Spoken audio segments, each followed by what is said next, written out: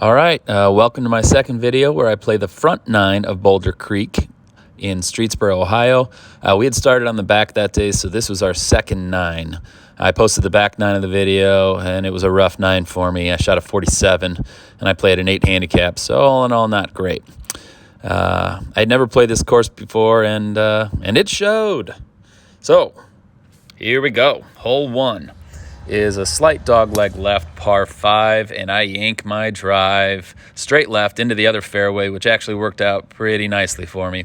Here we go. I had a nice 3-wood to get back to the correct fairway, and I had hit a lot of good 3-woods on the back nine, and I continue to have that trend here.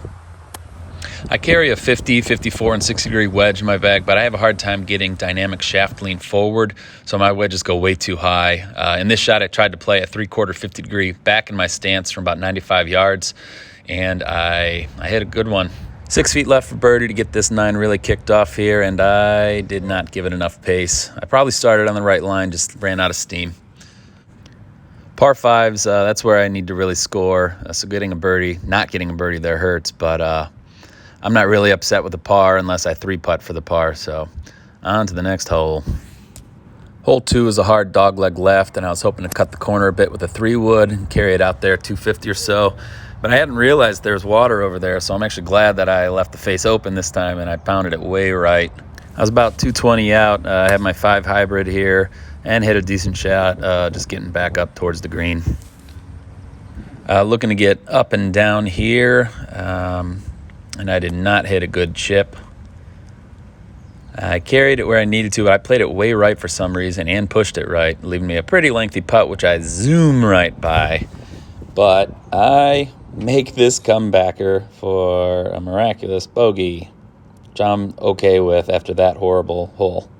On to hole 3, dogleg left, and I took driver here, and looking how tight it is up there, I probably should have taken a 3-wood. I didn't make great contact, and I think that actually saved me because I started this too far right, went through the fairway, and the ball well above my feet here. I have about 190 in, and I have a 5-iron.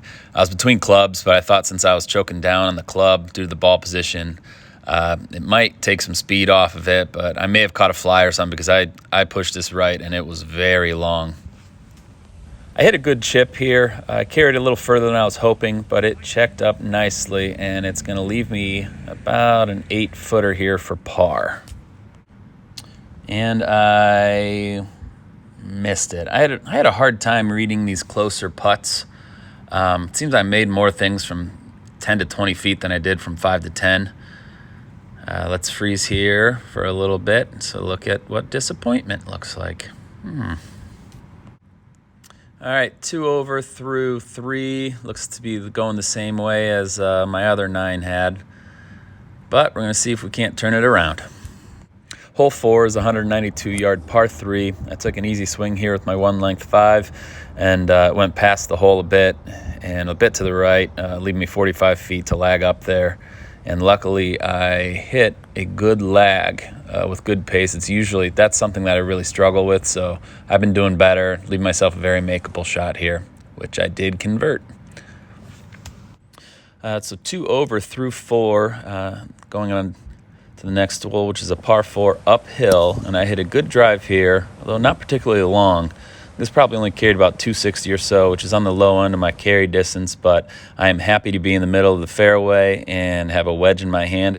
I mentioned earlier I have 3 wedges, 50, 54, and 60, but I did not mention I also have just normal pitching wedge, which is 46 degrees. So I guess I have 4 wedges, 46, 50, 54, and 60. This was my 46-degree wedge that I just tried to knock down a bit and keep it low. Again, I struggle with dynamic shaft lean and keeping that. I get the ball so high up in the air that I was just trying to knock it down here when I get to about this range. I pulled this wedge left, something I do quite a bit. I come over the top and close that face, and I yank it. I left myself 20 feet or so uphill, and I did not give it enough pace, and it ran out of steam again. 2 over through 5, which I'm pleased with. This was a hard course, a lot of water, sand, and I was coming off a pretty bad first 9. So I'm feeling okay at this stage. Number 6 is a very unique hole. It allows you to try to thread the needle up the left. It's uphill quite a bit, and you cut off some distance. Or there's a lot more fairway to the right, but it runs out pretty quick, so you can't even really take driver to it. Not taking driver on a par 5 off the tee that's a rough one. So I opted to try and go left, which was probably not the smartest thing. And I pull sliced it, which is not a shot I usually hit. I usually pull hook it, and I do that when my body kind of stalls out in rotation, and I just flip my hands through. But luckily, I ended up here right in the first bunker, and it's hard to tell from this angle, but there's about a 5-foot lip to clear, and then it's more uphill. And once you get up the hill, it's downhill. So I took a 9-iron here, just trying to make sure I get out clean.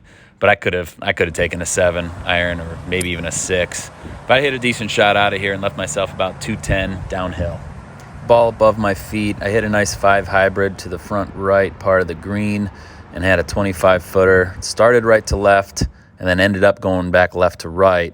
And I thought I had it the whole time, and it just didn't make it back far enough right. That would have been a cheeky birdie had I made it, but not to be. 2 over through 6 onto a 154-yard par 3 over water to a Peninsula green, and I hit an 8-iron that I thought was going to be real close. It was tracking right over the flag. The shot tracer does not do it justice here. But I must have really nutted it because it went 40 feet by. And actually, I thought it may have gone through the green as the green slopes away from the hole, and I could not see my ball. I was getting ready to be upset that I hit a really nice shot without any payoff.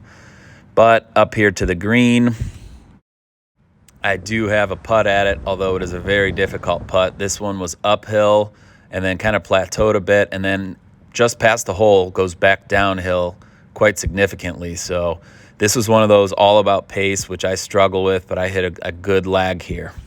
And I would make that par putt. So I am 2 over through 7, which is really great for me, particularly because it's a course I had never played, and it's got a lot of water. And I'm really happy with where I am in this part of the round. On to number 8, which is a short par 4, OB on the left and water right.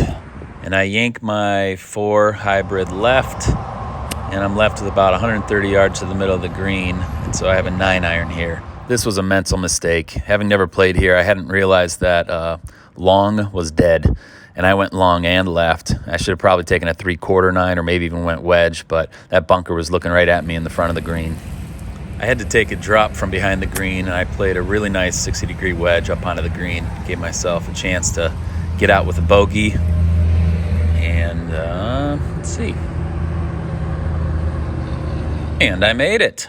3 over through 8, looking to end strong, but I've got the hardest hole on the course up next. And I pulled it left off the tee again, which most of my misses today were pulls. I had a few open-faced pushes, but most were pulls. Side hill lie, ball below my feet. No shot at the green from 230, so I'm just playing an 8-iron away from the water, trying to keep it on the right side. Ball above my feet, and I hit it fat. I'm just glad that I didn't yank it over into the water, but I got to get up and down here now to save Bogue. Chipping uphill without much green to work with, and I hit it well past my landing spot, and I'm going to leave myself about 18 feet or so to keep the doubles or triples away from this side, and I make it. Nice way to end the day.